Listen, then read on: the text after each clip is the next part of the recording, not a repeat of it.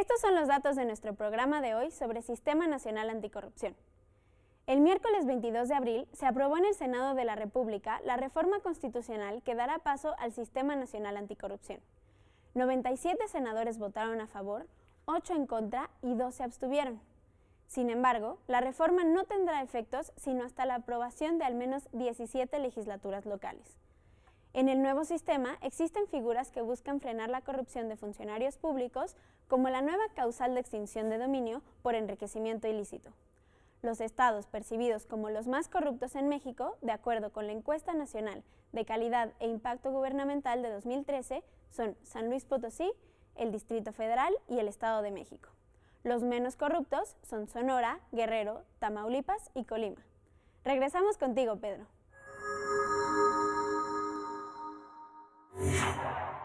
Pues gracias, Paulina, por los datos y por esta referencia a que, al menos eso dice la información que nos das, no en todo el país estamos igual, pero sí se aprobó un sistema nacional, María. Primero, veamos cuáles son las piezas del sistema, cuáles son, digamos, las novedades normativas e institucionales para combatir la corrupción. Lo que trata de conseguir el Sistema Nacional Anticorrupción es concatenar 3 piezas fundamentales, que es toda la parte que tiene que ver con prevención, toda la parte que tiene que ver con facultades para la investigación, es decir, una vez que se detecta un posible acto de corrupción, tiene que estar sometido al debido proceso, tener herramientas suficientes para poderle entrar al fondo y finalmente con que esos actos de corrupción tengan consecuencia y haya sanciones. Evidentemente esto va a tener que tipificar los actos de corrupción, va a tener que haber una gradación entre faltas administrativas hasta delitos y gravedades, y eso tendrá que suponer también sanciones acordes a esta gravedad. En el término de la investigación habrá que relajar, y es un poco lo que se intenta, no sé si la palabra es relajar, romper ciertas barreras legales que permitan seguir la cadena de corrupción en todos los espacios y que no haya una restricción a decir aquí nada más intervino el poder municipal, luego entonces no se puede meter el poder estatal o no se puede meter el poder federal, lo que vimos claramente ejemplificado con el caso de Walmart. Resulta que nadie pudo entrarle realmente a la investigación porque todo era facultad de otro, ¿no? Francisco, a ver, nos dice María 3 tramos. Prevención, investigación, sanción. Y nos dice también algo muy importante, diferencias de órdenes de gobierno. Bueno, ¿cuáles son las instituciones que van a articular, digamos, esta labor de prevención, de investigación y de sanción? Básicamente va a ser la Auditoría Superior de la Federación, que ya existía. Cuyas facultades se robustecen solamente un poco para la investigación, sobre todo de la cuenta pública del año que corre. Desde luego se va a crear una Fiscalía Especial contra la Corrupción. ¿Que está en PGR?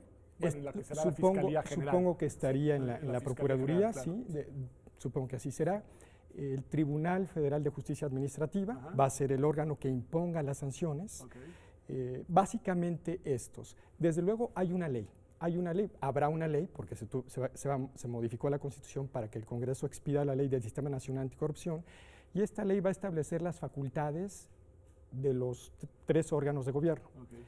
No hay que perder de vista que se concentran estas facultades. O sea, va a ser el tribunal el que va a sancionar, el Tribunal Federal el que va a sancionar a los funcionarios públicos, no solo de la Federación, sino de las entidades federativas. Misma tendencia que ya vimos en el INE, en el INAI, antes IFAI, porque luego la gente dice, ¿y ahora de qué está hablando? Pues ya el IFAI ya no existe, ahora existe el INAI, que es Instituto Nacional de Acceso a la Información, y en este caso entonces se siguió la misma pauta de crear una, digámoslo así, una entidad de carácter nacional. ¿Tu opinión sobre eso, Francisco? Es concentración del poder público, básicamente a nivel central, con un peso hegemónico de la Presidencia de la República, porque él propone a los titulares de este tribunal, que son sancionados por la Cámara, 2/3 partes de la Cámara, y también a los de las salas regionales. Entonces es una centralización de poder que va en detrimento del Estado federal. Pues detengámonos un segundo en el punto porque importa y además este programa se ve y se ve mucho en las entidades federativas del país. María, ¿qué podemos decir de que también ahora en la materia de corrupción, nos dice Francisco, pues se pone un poco en riesgo o en duda el tema de nuestro diseño federal? Creo que ahí no hay discusión, evidentemente se pone en riesgo, creo que es la última tendencia, si revisamos en los últimos 5, 8 años, desde la mitad de Calderón por lo menos y lo que va de este sexenio, el expediente de recurrir a las leyes generales cada vez es más recurrente, valga el pleonasmo, y creo que ahí hay un problema que es realmente grave y es cuando me decías, ¿es cosmético o es de fondo? Te decía yo, depende.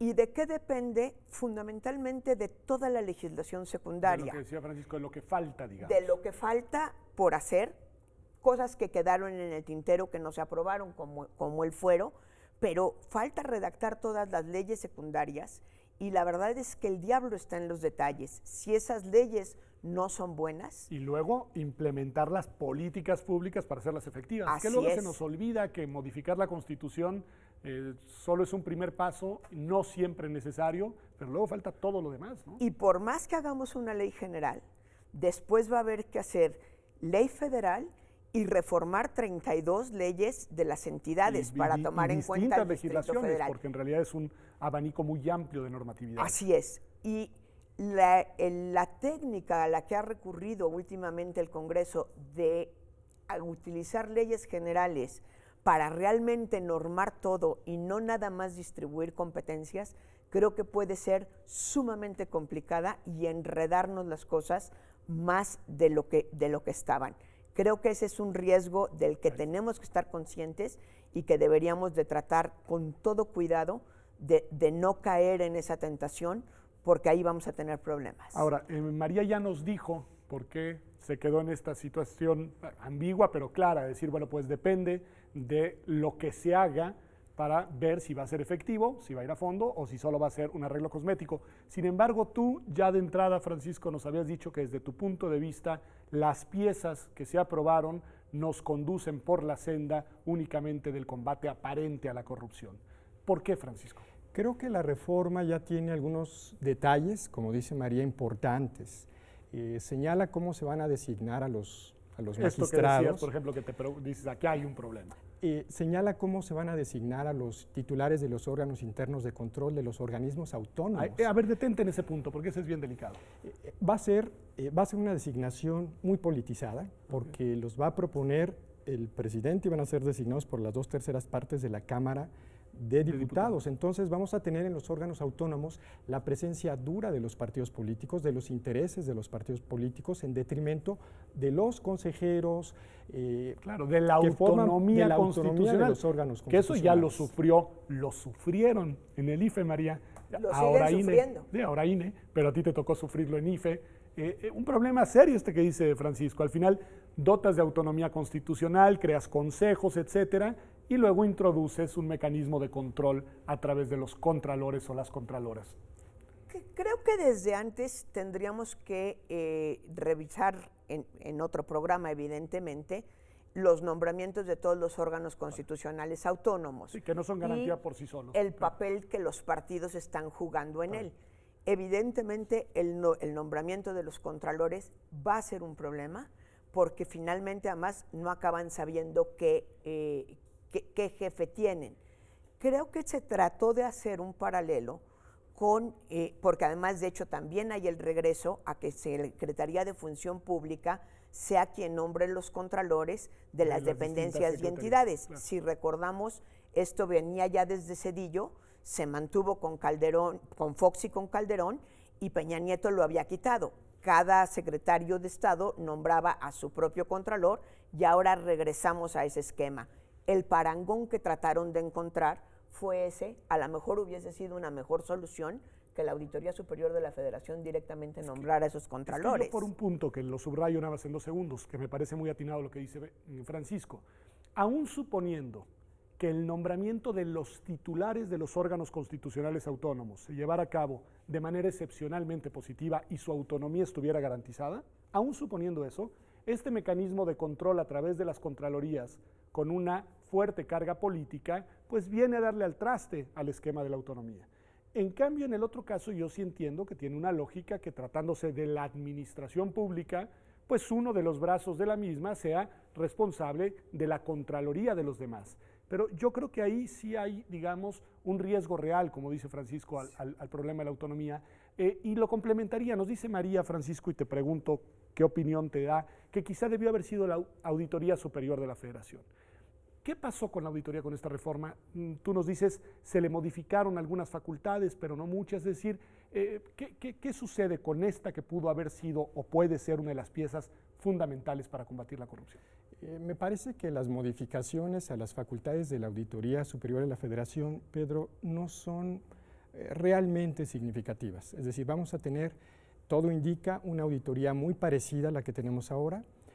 Se amplió sobre todo el plazo de verificación, es decir, la auditoría va a poder revisar la cuenta pública del año en curso. Del presente, si eso nos lo decía nuestra invitada en la sección desde el aula. Así es, y esto es valioso. Es decir, no vamos a tenernos que esperar a que termine el año para que la auditoría lo revise.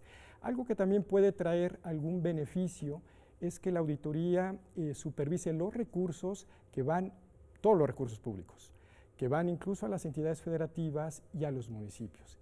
Pero aquí volvemos a tener el problema de la centralización. Desde luego la centralización no siempre es mala, pero también depende quién dirija esta centralización. Si este gobernante no está plenamente legitimado, tiene problemas, entonces viene la gran discusión. Okay. Y ese pues sí es un tema, porque es la tercera etapa que no habíamos mencionado. Dijimos, leyes están pendientes, políticas públicas están pendientes y nombramientos están pendientes, que bueno, ahí pueden pasar muchas cosas. María, se crea una instancia de coordinación. Hay esta idea de que el sistema tenga, digamos, una articulación a través de una instancia colegiada. ¿Qué te parece esa idea? ¿Cómo quedó? ¿De dónde surge? A ver, yo creo que hoy día lo que están haciendo los sistemas nacionales anticorrupción es generar estas instancias de coordinación. En otros países, dirías. En otros países y la estamos, digamos, también haciendo en México. En México se pretende coordinar además una serie de sistemas de coordinación, porque participarían el Sistema Nacional de Coordinación Fiscal, que ya existe con sus limitaciones, pero ya existe, el Sistema Nacional de Control y Fiscalización con la Conferencia Permanente de Contralores, que también ya existe, el Sistema Nacional de Transparencia, recién creado con la nueva Ley General de Transparencia, y además la Conferencia Nacional de Procuración de Justicias. Es decir, va a ser un sistema de sistemas.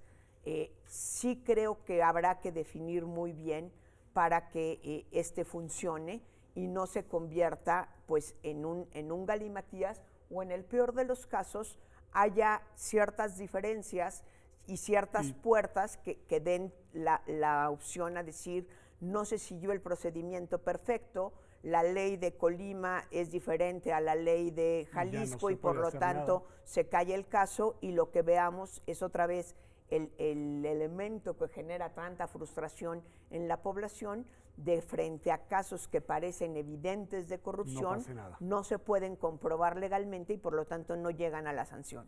Me parece muy importante, hemos visto el diseño más o menos, grosso modo, algunas de sus piezas, etcétera, lo que falta, pero al inicio del programa, en nuestro análisis, hablábamos de los actores que potencialmente son protagonistas de actos de corrupción. Ya hablamos de los servidores públicos, hablabas tú sobre todo de las empresas privadas, y quiero llevarte, Francisco, hacia un nicho que además tú conoces muy bien, que es el de estos nuevos mercados que se están generando a partir de las grandes reformas llamadas estructurales del Pacto por México, y sobre todo me refiero al mercado de la energía. Es decir, ¿qué tanto este sistema anticorrupción nos va a servir para poner una lupa e inhibir, prevenir y eventualmente combatir actos de corrupción en ese ámbito en el que, por lo que nos dicen, se van a mover muchos millones de dólares? Primero, la reforma, Pedro, incluye a un comité de participación ciudadana con 5 integrantes dentro de este comité coordinador del sistema. Este comité me parece realmente muy reducido, o sea, va a tener que competir contra N número de titulares que forman parte del comité. Y señala también, por otro lado, que el Tribunal Federal de Justicia Administrativa podrá sancionar faltas graves que cometan los particulares cuando estén relacionados con instituciones públicas y haya recursos.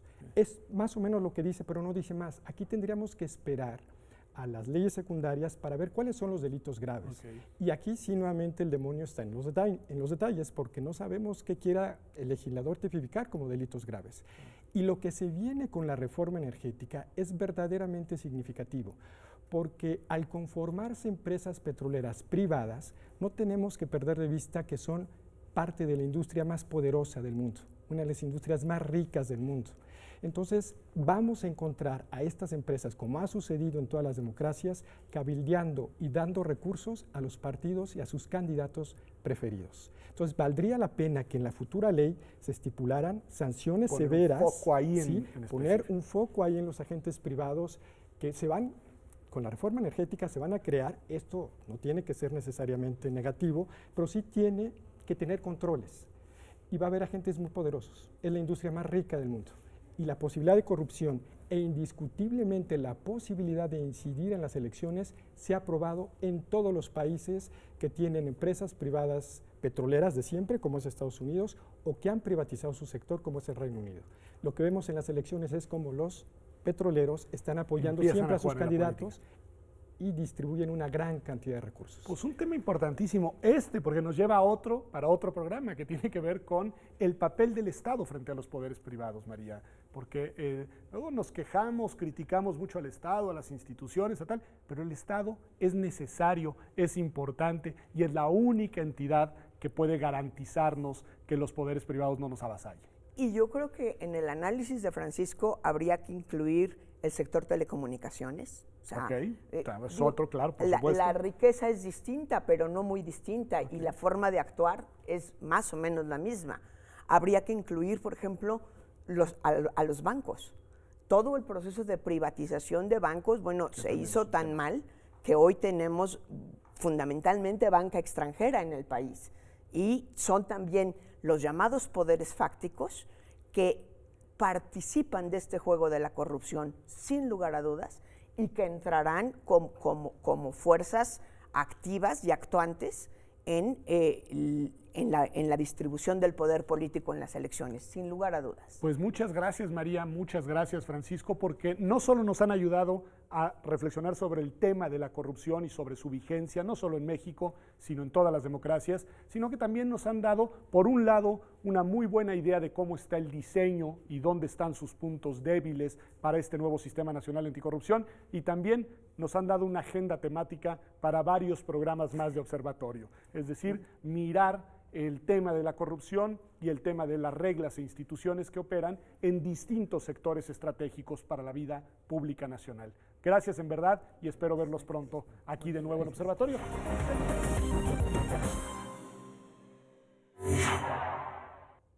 Dos conclusiones me quedo del programa del día de hoy sobre el Sistema Nacional Anticorrupción. La primera es que el problema de la corrupción está presente en todas las democracias. Las diferencias residen en la manera en la que se previene y se combate. Y la segunda tiene que ver con que el nuevo sistema aprobado en México dará resultados solamente si las leyes generales que se aprobarán son las correctas, si las políticas públicas son las adecuadas y sobre todo si se nombra a las personas correctas. Gracias por acompañarnos. Esto ha sido Observatorio. Nos vemos aquí en TV UNAM el próximo martes, como todas las semanas, a las 9 de la noche.